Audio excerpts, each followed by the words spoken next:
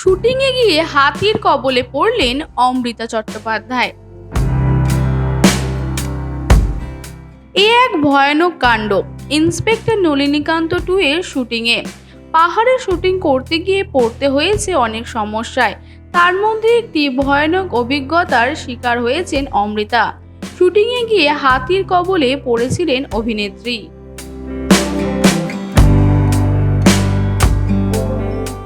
আসন্ন এই ওয়েব সিরিজে নন্দিনী নামক চরিত্রটি করছেন তিনি।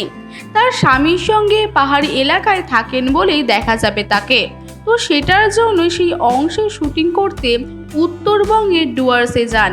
ডুয়ার্সে এই সিরিজের অধিকাংশ শুটিং করা হয়েছে। তখনই অমৃতারা যে হোটেলে ছিলেন সেখানে একটি হাতি চলে আসে।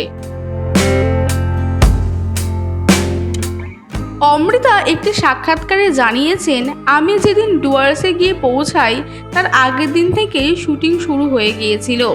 সেদিন গিয়ে জানতে পারি আগের দিন রাতে একটি হাতি এসেছিল। আমরা যে গেস্ট হাউসে ছিলাম সেটার পাশেই কলা বাগান ছিল, সেটার টানেই নাকি হাতি চলে এসেছিল। এমনকি গেস্ট হাউসের দেওয়াল ভেঙে দিয়েছিল। তিনি আরও জানান, তারা যেখানে শুটিং করছিলেন সেখান থেকে মাত্র কয়েক কিলোমিটার দূরেই জঙ্গল ছিল।